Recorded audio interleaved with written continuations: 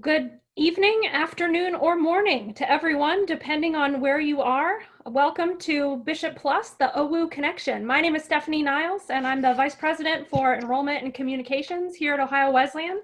And I am thrilled to be here this evening, here joined with a number of panelists who are going to talk with you about Ohio Wesleyan's distinctive OWU Connection experience that allows you during your time at Ohio Wesleyan to think big, go global, and get real. I'm going to ask Darrell Albon, who is the Director of International and Off-Campus Programs, to start, and he'll then ask our faculty panelists to jump in. A number of you have submitted questions in advance, and we will walk through those questions after each of our panelists has had a chance to talk with you about their OWU Connection experiences and how they work closely with students.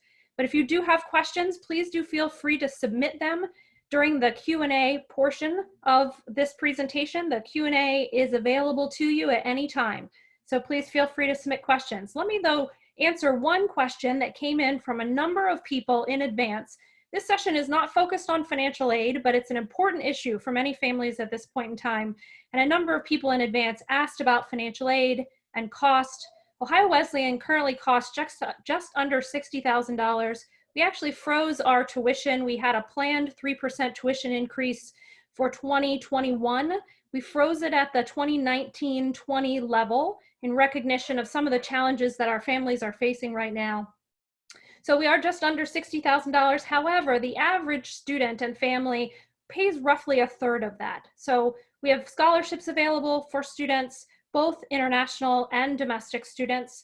I encourage you to explore further on our website and talk with your admission counselor about those options. Darryl, I'm going to turn it over to you. Thanks very much, Stephanie. It's really great to be part of this. The OWU Connection really offers our students the opportunity to expand and enhance their undergraduate program with opportunities that we know from decades of research into undergraduate education, opportunities that really enhance and provide a high impact to the overall educational experience. Our OWU Connection programs are these programs. These are programs that allow you to get more as a student than just the major, the minor, and the general education requirement.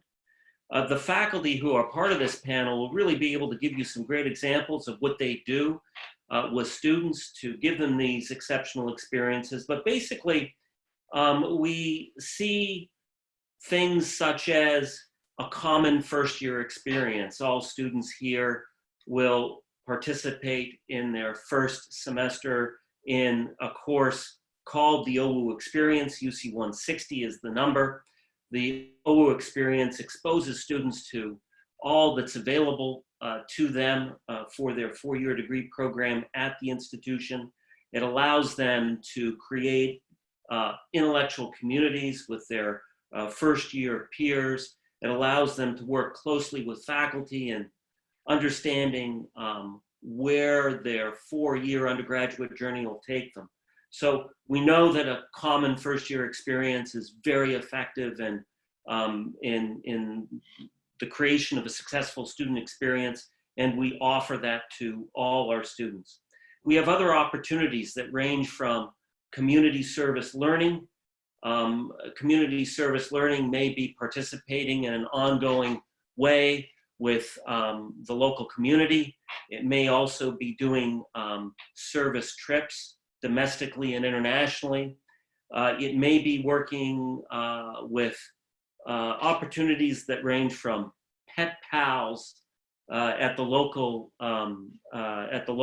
humane society to doing tutoring in communities in Central Ohio to providing support for other communities in town. But we offer a full set of community service learning experiences. Some are directly attached with courses. Others are opportunities that students can elect to take outside of the regular curriculum. We also offer travel learning courses, and these are really very popular experiences that students can engage in they complement an already existing course in the curriculum.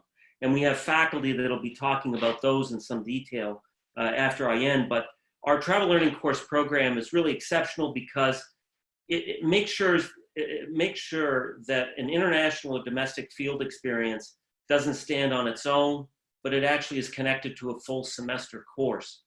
That is really the best way to do short-term, off-campus, international and domestic experiences like that. And again, you'll hear in just a moment some great examples.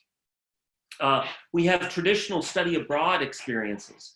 These experiences are with partner institutions and programs all over the world, available to really any and all majors, students doing any and all majors. Students can do study abroad for a full year. They can do study abroad for a semester, and we have an ever-increasing number of students who decide to do a study abroad experience during the summer. We also, and this is a set of programs that many students don't know about until they arrive on campus, but we have a set of domestic semester-long off-campus experiences too.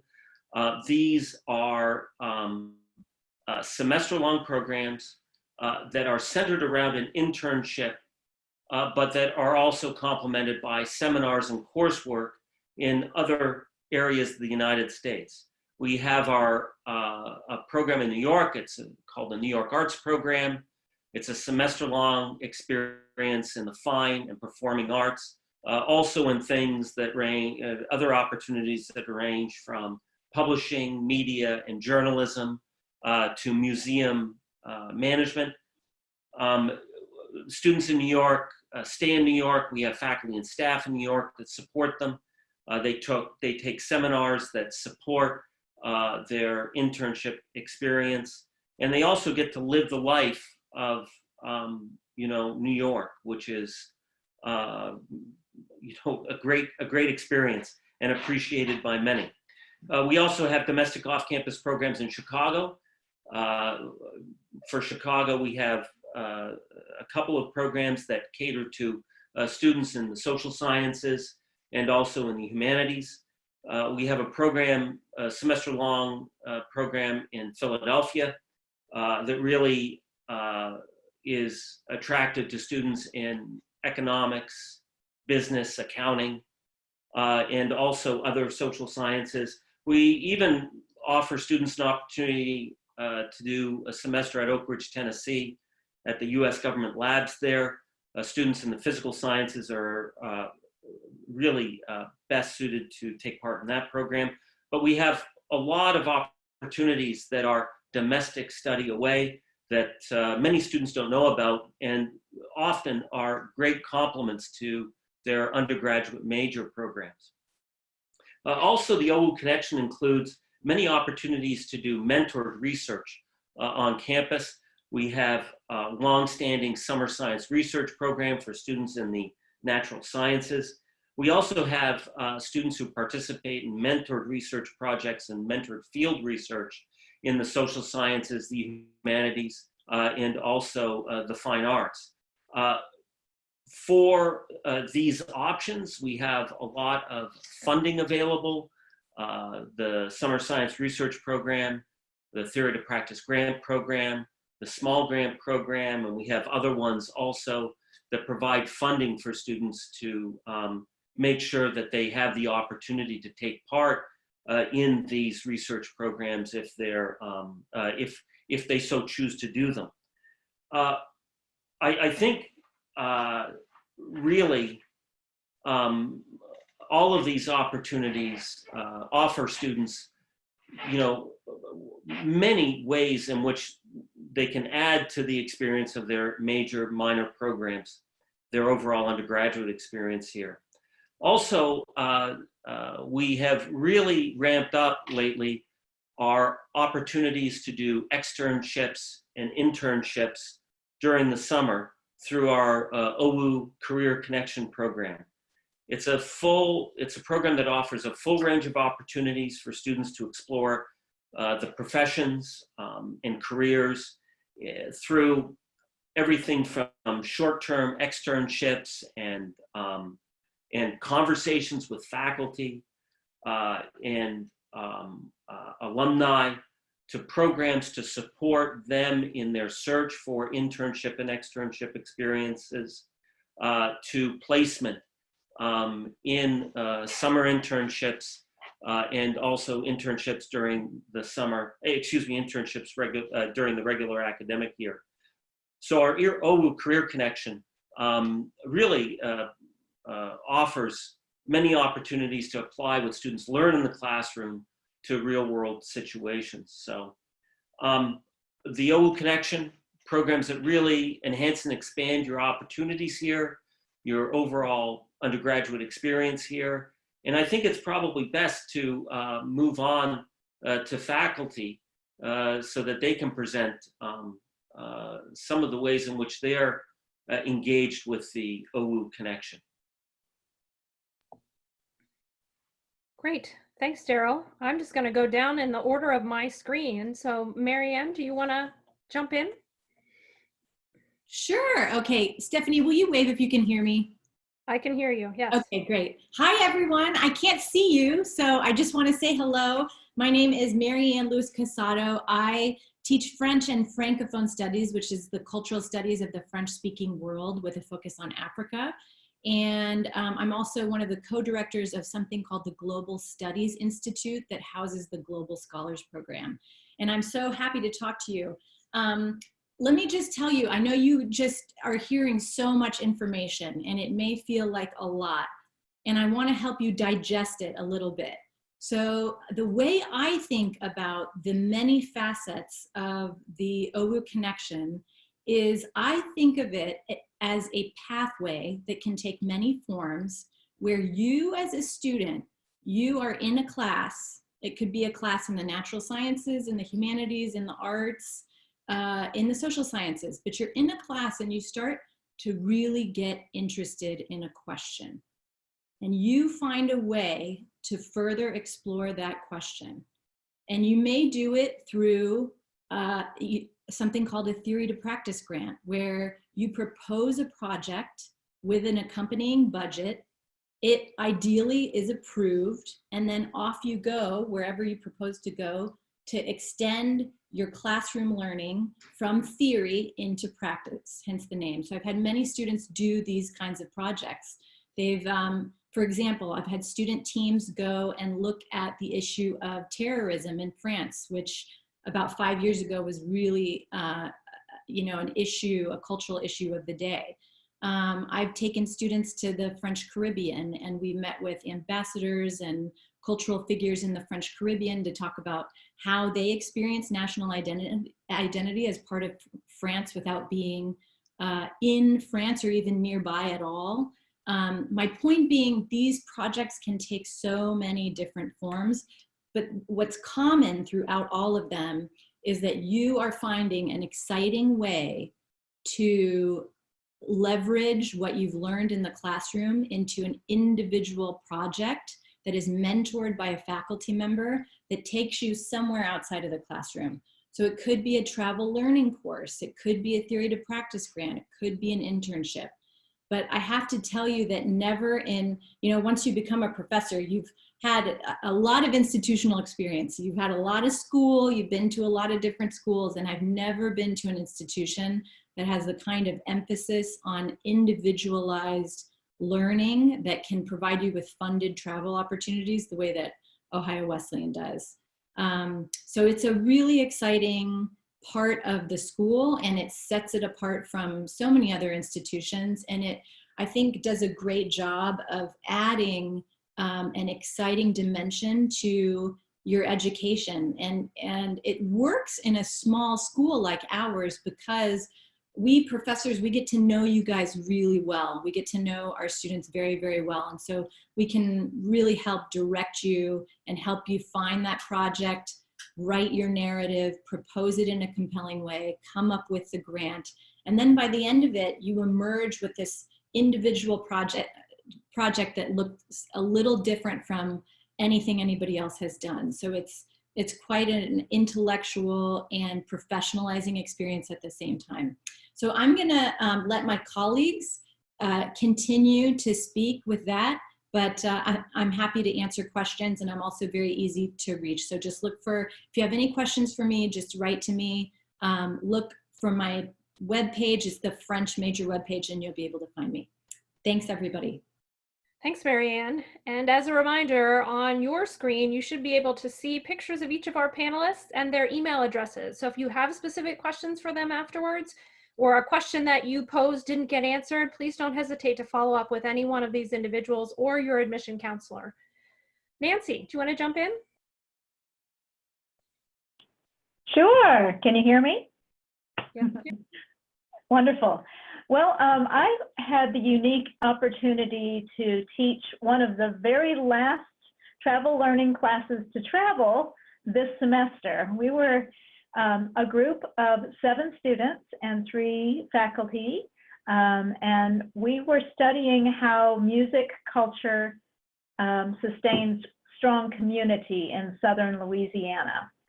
We were also a band, so we all took instruments, and all semester before we were working music and getting it ready. So this is an example of the kind of travel learning classes, you know, we do at Ohio Wesleyan. So I thought it might be interesting for you to kind of see what we did. So we traveled to southern Louisiana, and we went to museums and concert venues and danced and ate a lot of great food. But we also visited community music schools. And so that was kind of the backbone of this course, was how music brings and creates community, especially in a unique place like southern Louisiana, where it's such a rich part of the culture, and it's kind of the bedrock of jazz and all sorts of styles, funk and all sorts of Caribbean styles that came to the country through there. So it's, and they're very proud of their music. So we got to play every day and dance every day, and then we culminated the trip with a performance on the Mississippi River on a gazebo there.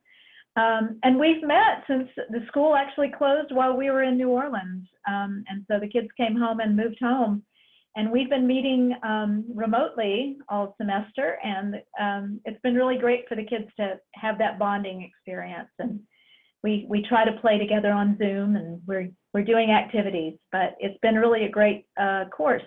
The 3rd time I've taught it, the first time with this community music kind of setting, and it's been really fascinating to see the kids interact with. We were tutoring on the African-American section of New Orleans, and then we went to the Performing Arts High School, so we really saw the gamut. We were actually at the Ellis Marcellus Center, you know, just 3 weeks before he died, so it was really a very poignant trip for us. Great, thanks, Nancy. Lori? Hello, everyone.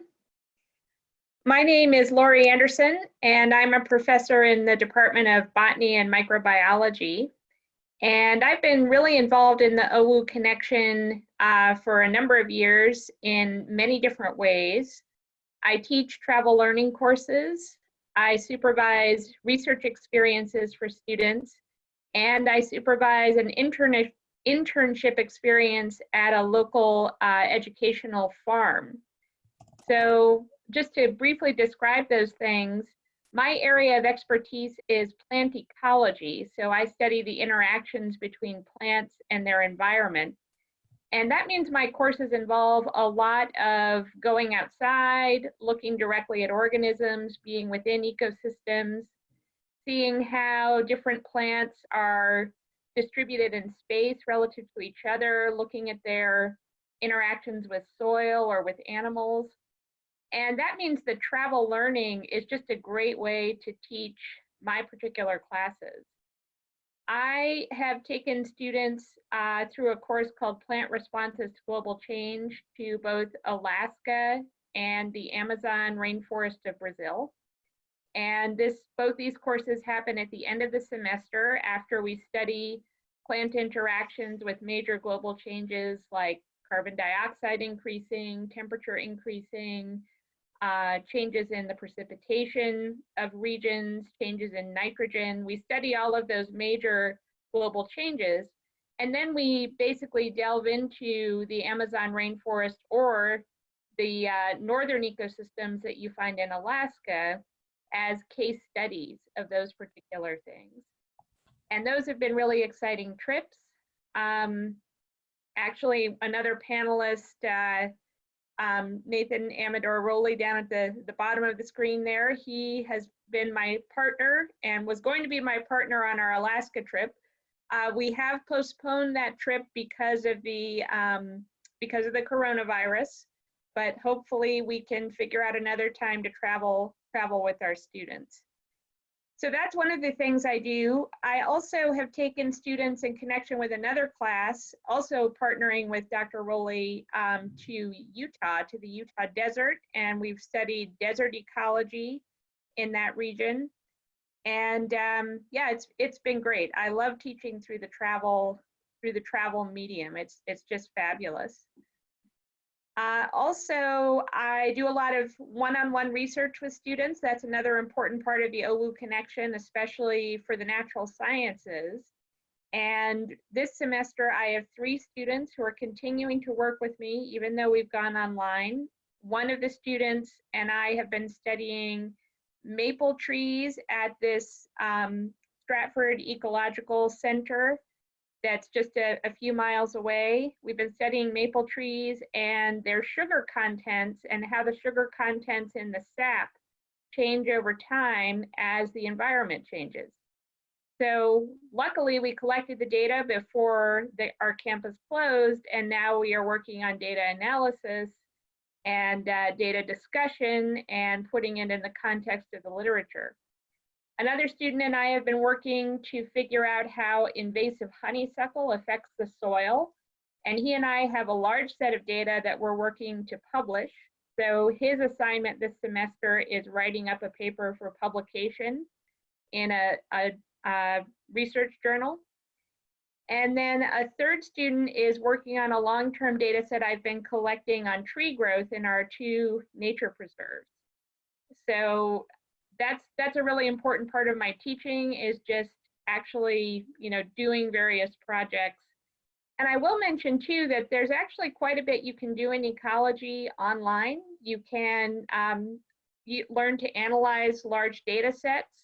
Quantitative skills are really important for ecology, and I think even if we are not meeting in person, there are a lot of ways that we can work on student skills in the sciences through a virtual medium.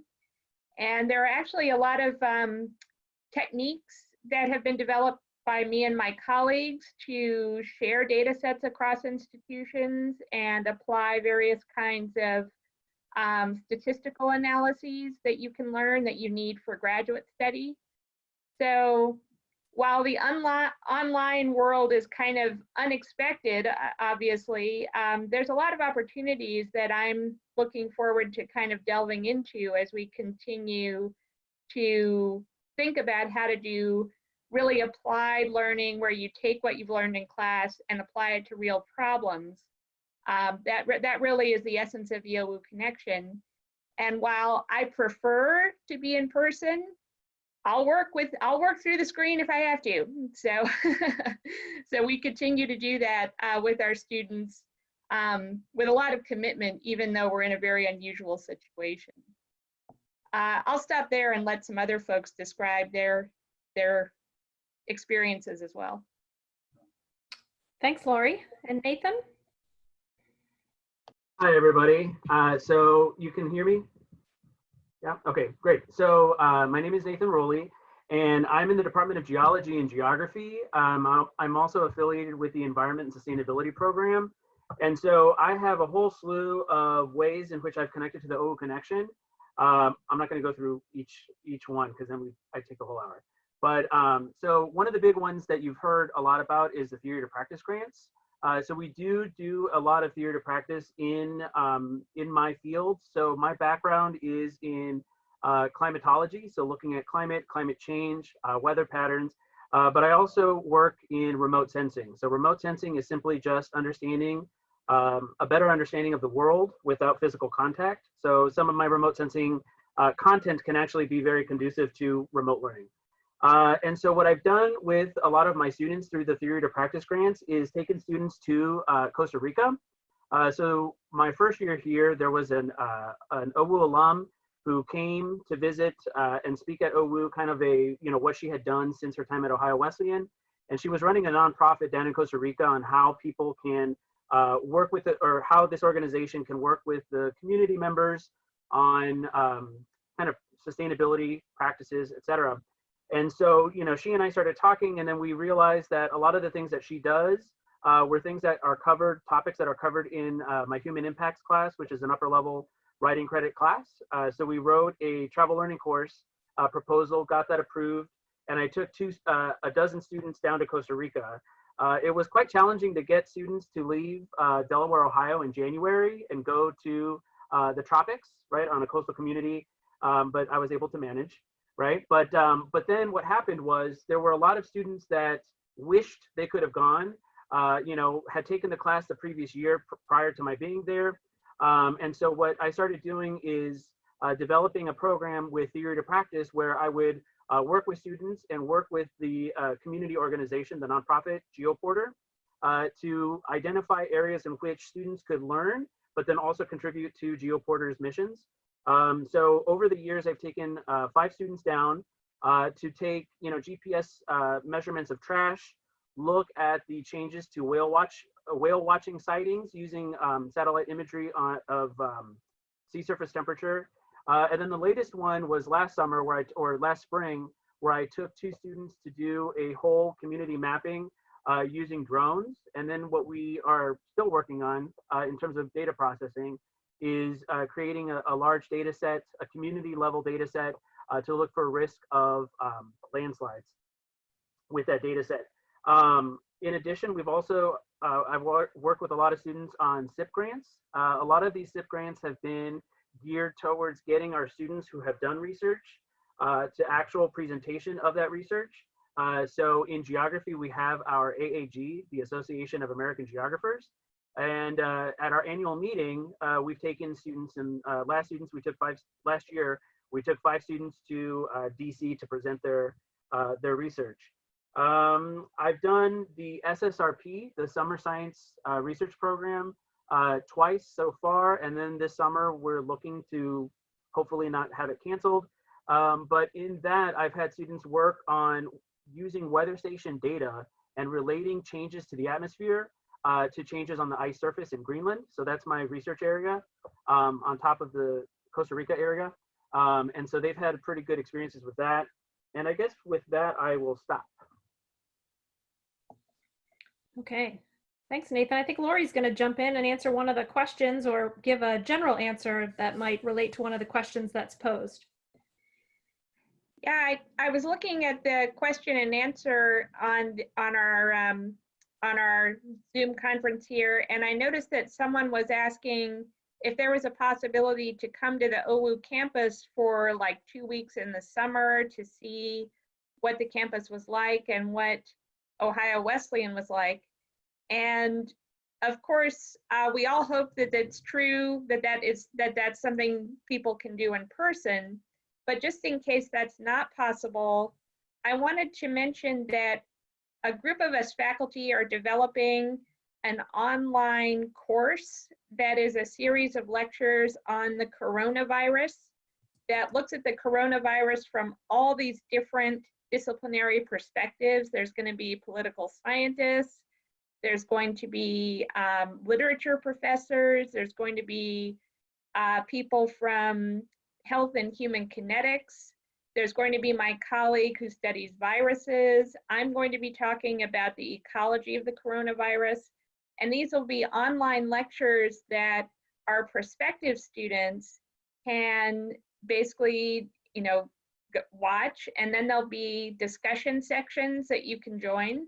And that's a great way to get to know us faculty, even though we can't meet in person right now.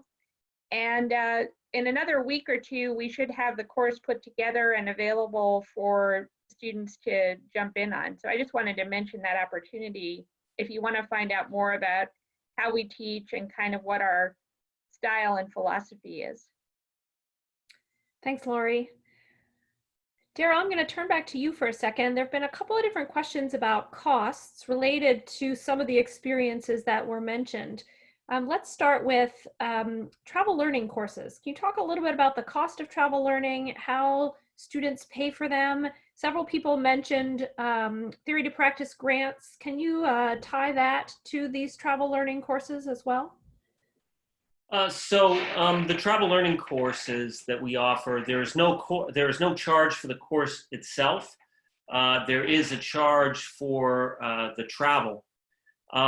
We're very lucky that we have very generous alumni.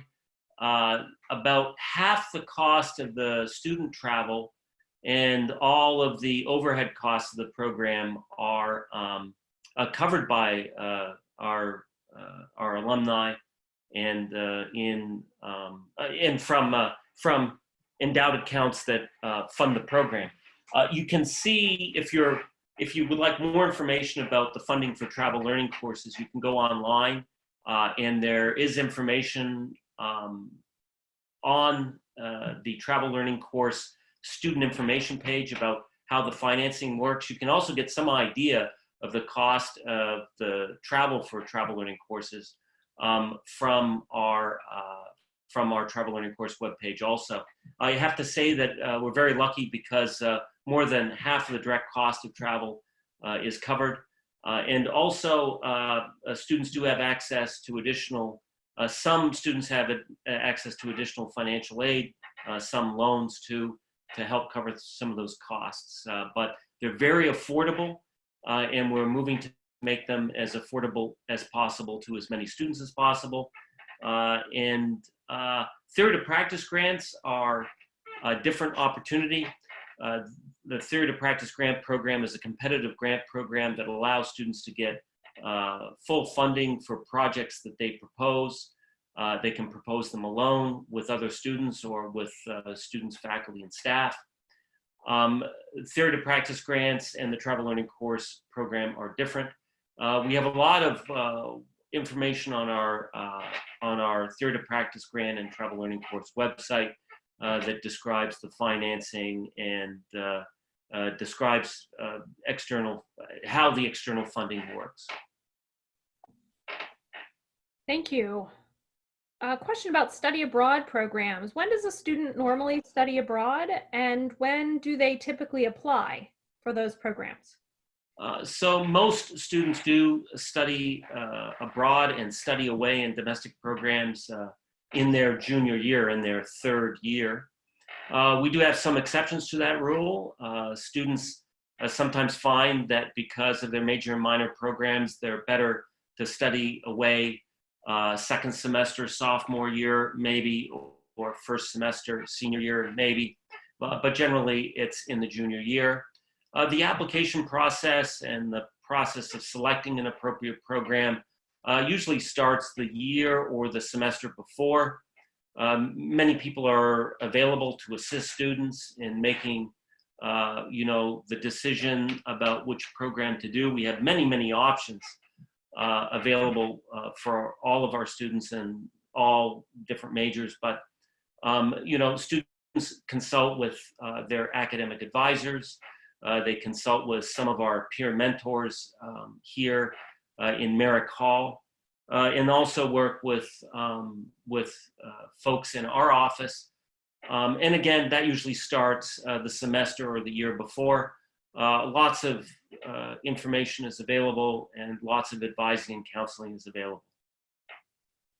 And perhaps one or more of the faculty members can talk about, you represent 4 different academic areas. Can you talk about any of the experiences your students have had with study abroad? This is Mary Ann again. I'd be happy to chime in here. So all of our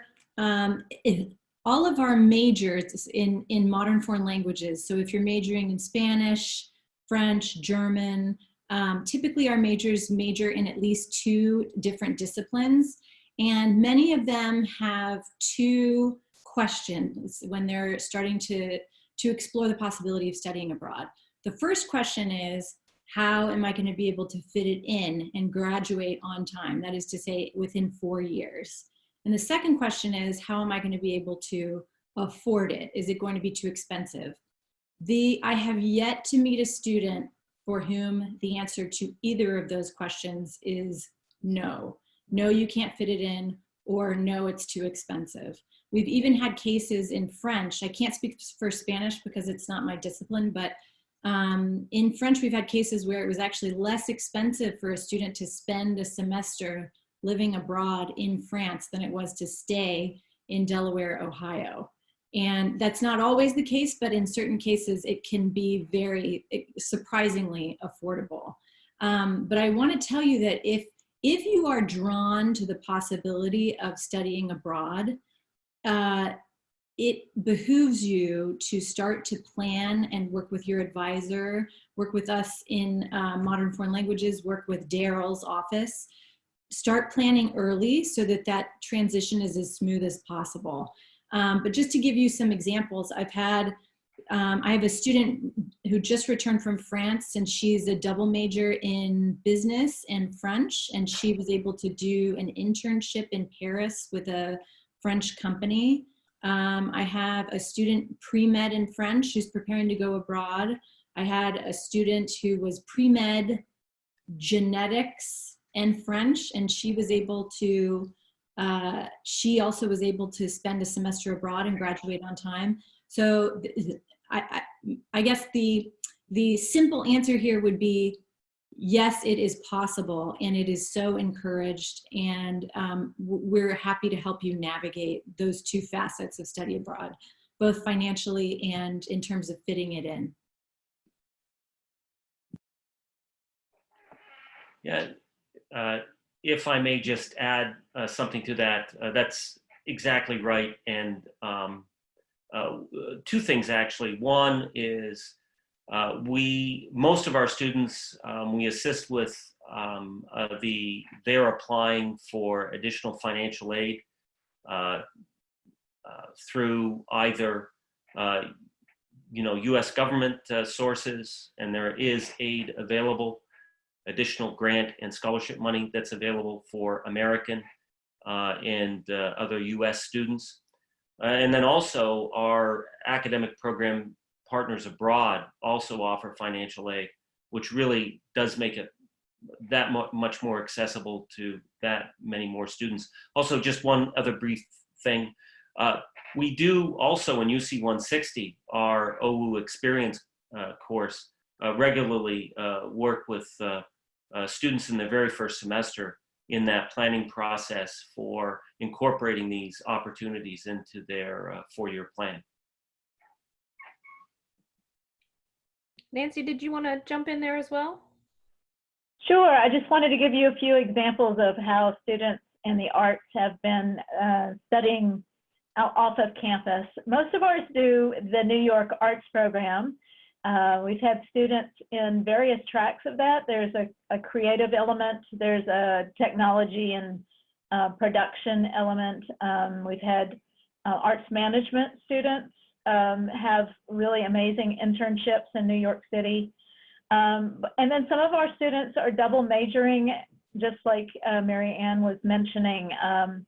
We had a music student in international studies who was a really fine oboist, and she took her oboe to Cork, Ireland, and became principal oboist with the Cork Symphony.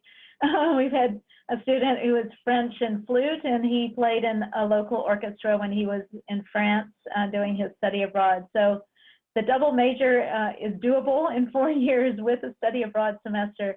And sometimes you may even combine those different disciplines together in your study abroad.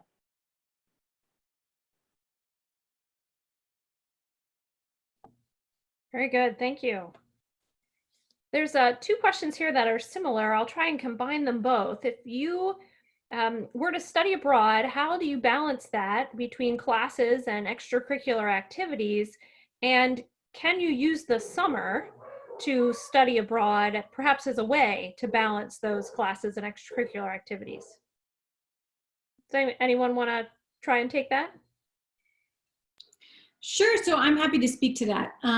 So we, again, I'm speaking for French, but I'll take the example of the student who, she was pre-med in French, and she actually didn't declare French until her late sophomore year or early junior year, I can't remember.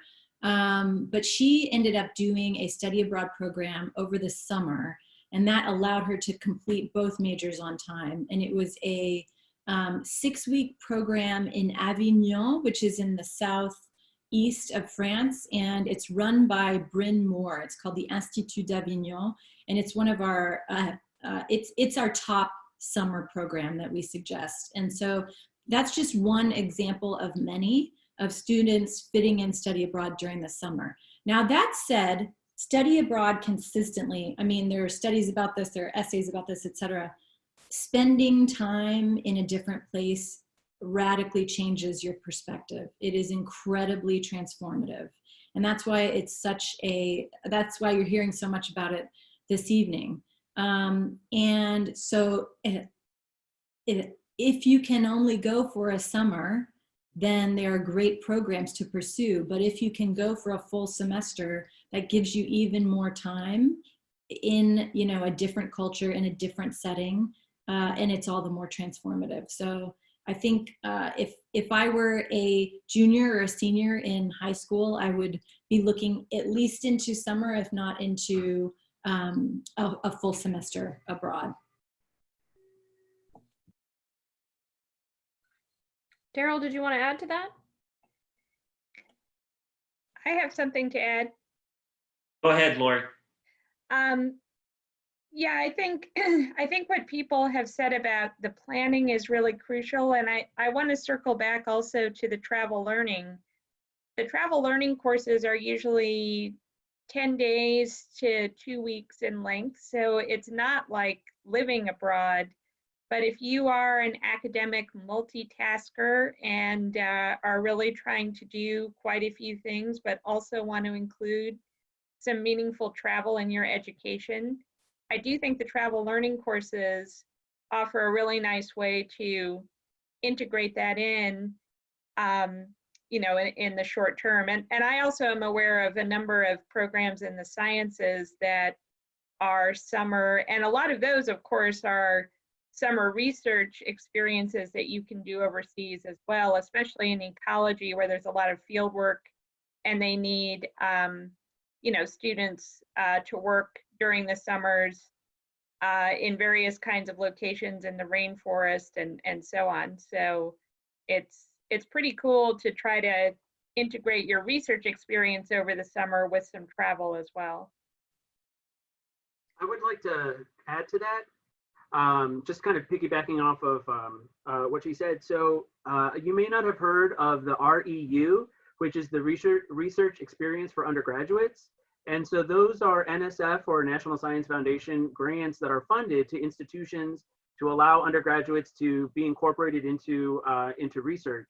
And so a couple of years ago, we had a student in geography, he was a geography major, and he was actually tapped or selected to join an REU program with the University of Central Florida. And so what they did was 2 weeks were spent in Orlando, getting the students oriented to where they would be working. They would be learning how to use the data. They would be learning how to use the instruments to collect data. And then they spent the next 4 to 6 weeks, depending on which track you were in, down in Belize doing what they were learning how to do. So although that may not be a study abroad, that is an abroad experience that, kind of like what Lori was saying, that you could integrate into that research. Yeah, maybe looping back to the question, we do have a good number of students who are very, very actively involved on campus. They may be intercollegiate athletes. They may be involved in student government, in clubs, societies, organizations. With their major minor programs, with what they're doing here, they do opt to do a summer study abroad program. And we have lots of opportunities around the world for students to do it because of their involvement on campus during the regular academic year. Great, thank you all.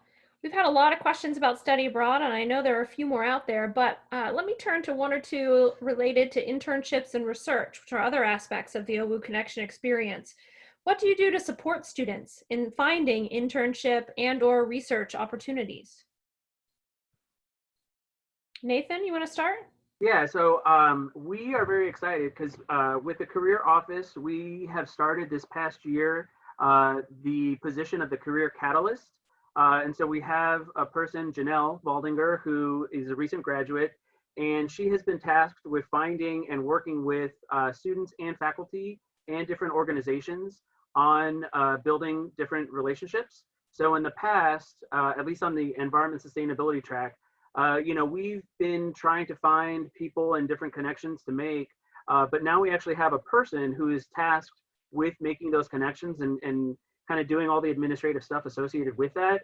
And so I believe currently we have, I think, 12 students that are doing some form of internship for credit. Yeah.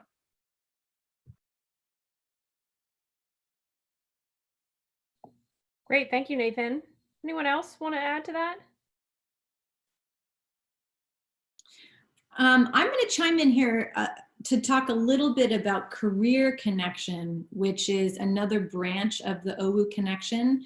And I'm just going to talk in a rather general manner about the office and how it's a little bit different from what you see from many university and college campuses. So typically you'll have, you know, the courses, you'll have classrooms, you'll have the academic side of campus, and then, you know, maybe junior or senior year, students might visit a career services office. Well, the Career Connection office at Ohio Wesleyan is a little bit different in that they will come and meet with your OWU experience class from day one. So you would come in as a freshman student. You would take this course that you've heard of called UC 160. That's called the OWU experience. And it's your first introduction to the liberal arts, to Ohio Wesleyan, to all the various resources on campus. And one of the most important resources that you will encounter is this Career Connection office. So from day one, you're interacting with Career Connection, and you will have many, many opportunities to practice, to look for internships and externships, to practice interviewing, to have someone take a look at your resume and your application materials. And it doesn't just start your junior year, it starts earlier than that. And then the second thing that I want to add here is that many of the faculty on campus are now incorporating something called a transferable skills assignment into coursework. And you know, this is in a relatively early stage, but the idea here is that even if you're in a class that you might just initially be taking as a requirement, it turns out that you're honing skills that will be very valuable and easily transferable to a number of different careers. So maybe you weren't super excited about a particular literature course, and yet that might be the very course that teaches you how to communicate clearly and concisely to a number of different kinds of audiences. And that is one of the most sought after skills we see from, there's an organization called NACE, it's the National Association for Colleges and Employers.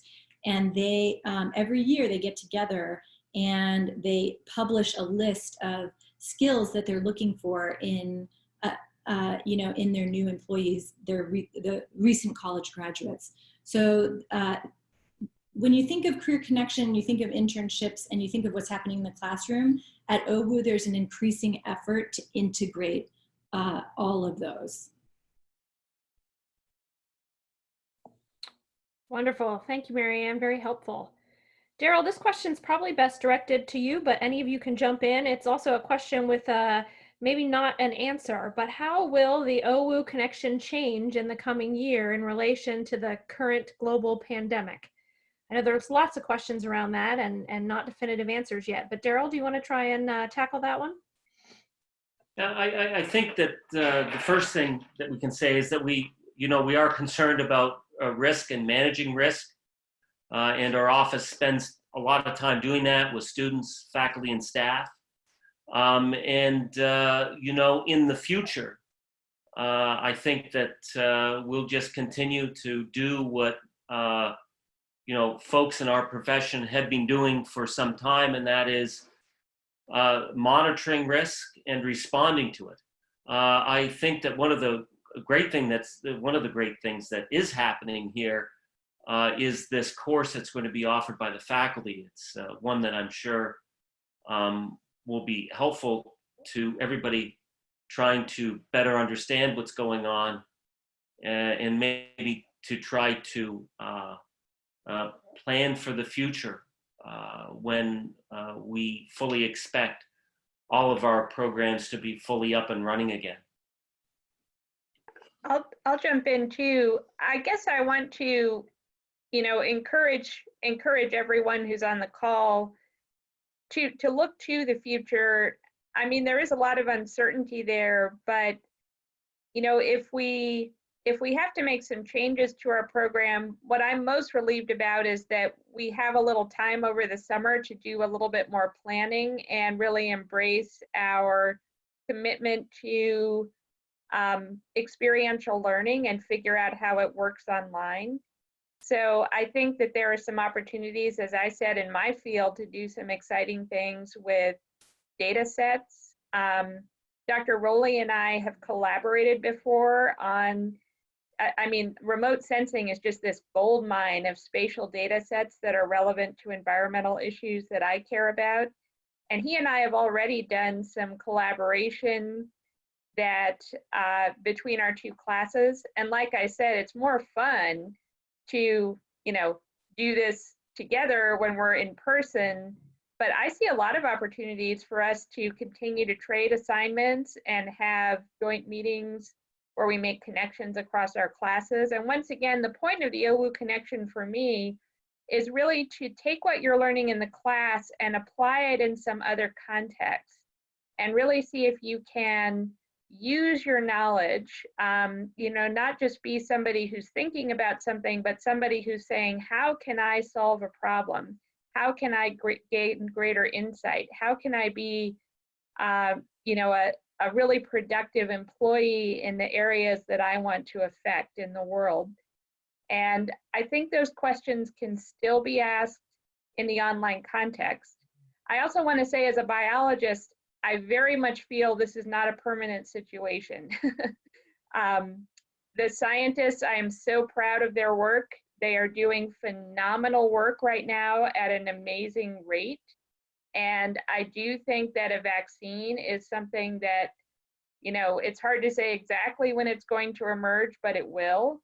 And I think, what I'm looking forward to is developing some really cool tools online and then continuing to use them when we're back in person, because some of them will be great for learning. So I even though this is a very difficult and stressful time, I feel positive about how we're going to evolve in the future. Thanks, Lori. And just to build on that a little bit, there was a question in general about the fall semester and if we intend for it to start on time. We are actively planning for this semester to start on time. We are planning in the eventuality that a portion of our students, particularly international students, couldn't be here for some or all of the fall semester. And we're planning for the scenario where we aren't able to start on time. We have a delayed start, or we begin online and welcome students midway into the semester. All of these are scenarios that we are actively planning for. Faculty, student success and engagement professionals, everyone on campus, we are collaborating. There's a task force working together to look at all possible scenarios and how we can be best prepared to deliver the very high quality Ohio Wesleyan experience. So know that we are actively working and intend to make very good decisions when it comes to looking to the experts to share guidance and insights about the best way to keep our students healthy and safe, and to provide them with the best educational experience as well. We are almost out of time. Let me ask one more question that has come in, because a lot of students who are here, seniors in high school, juniors, maybe even younger, perhaps have become really interested in OWU Connection experiences. And someone has asked, how can I participate in the OWU Connection starting my freshman year? Does anyone want to speak to opportunities where one can plunge right in? So this is Nathan Rowley. So one of the things that I think you can just do is, OWU's campus is full of faculty that want to get engaged, right? I love learning new things. And, as students taking first semester classes, if anything in that class interests you, just reach out to the faculty member, right? You never know when faculty members might be having already thought about something that they're teaching. So you could just talk to them. Hey, are you doing any theory to practice grants? Are you doing any travel learning courses? I think just the first thing to do is just ask, in the classes that you're in at any given time. I'll also mention that the honors program has some exciting opportunities for honors tutorials, where you tend to do more kind of research-oriented work and more small group work. And in the sciences, you're usually working on some kind of research project as a first-year student. So for honors students, that's a very easy route in. I've also had first-year students in both of my spring, or at least two of my spring travel learning courses, and it's worked out fine. They do need to take the prerequisites in the fall, but that's usually not a problem.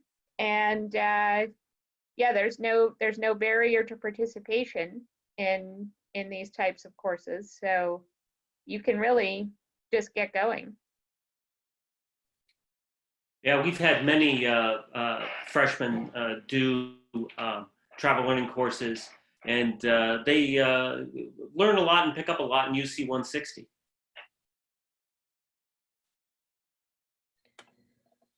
Very good. And I'm going to put this out there as the last question.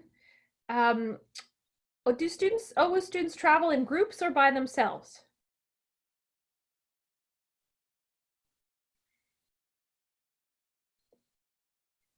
Nathan? So the answer to that question, the very short answer is yes. They travel by themselves and they travel in groups.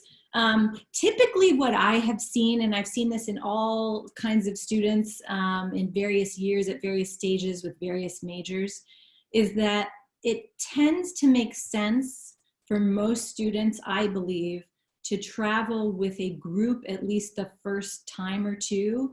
What happens so consistently, and there are so many students that I would be happy to put you in touch with who can speak to this phenomenon, is once you get the taste, it doesn't go away. So you may start with a travel learning course, and then you may decide, hey, I have an interesting question that I want to explore, and I want to check out this archive abroad, and so I'm going to put together a theory to practice grant, and then, that may take you on a trip. And then maybe you do a research topic for honors, departmental honors, and maybe you need to go to a different location.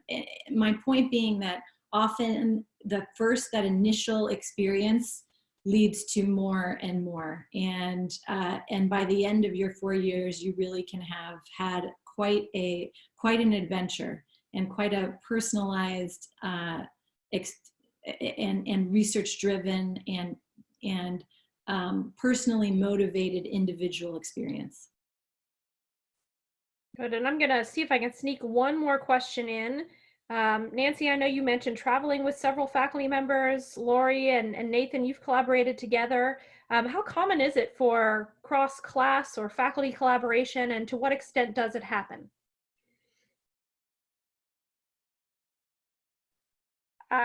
I can start out with that.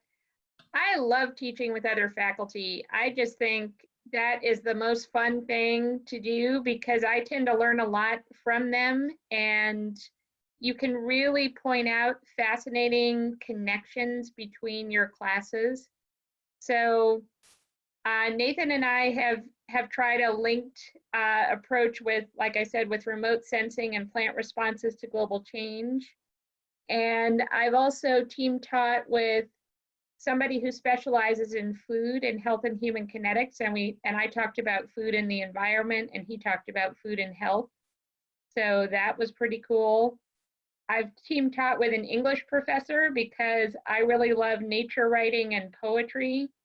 And we took various environmental topics and presented information on, well, we basically assigned poems as well as scientific papers on the same topic, and then talked about how those different perspectives informed our understanding of the topic.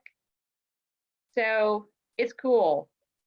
I mean, as far as I'm concerned, it happens a lot, but I may be unusual. I don't know. Nancy, you want the last word?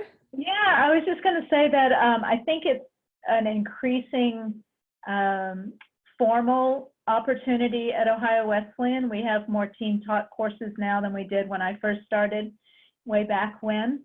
But I think because we're a small university, we will often invite each other to our classes. So I had one of the history professors come in who did research on the Harlem Renaissance when I was teaching jazz history. So those kinds of things happen all the time as well. We're a small campus and we're a close-knit collegial community. Great, thank you very much. Thanks to all of our panelists for your time this evening. Thanks to participants for your very good questions. As I mentioned before, we weren't able to get to all of your questions, but again, please note the individuals here and their email addresses. I know they'd be happy to respond to questions that you have if you want to reach out to them. There were a number of questions as well that came in related to the international student experience. I know Darryl can answer some of those questions for you, certainly, as can Kristen Crosby, who is our Director of International Admission, KK Crosby with a C, so that's KKCROSBY at OWU.edu. She conducts some info sessions specifically for international students. If you reach out to her, she can give you more information about those or answer some of your direct questions. Thanks again to everyone and have a good evening. Thank you, everybody.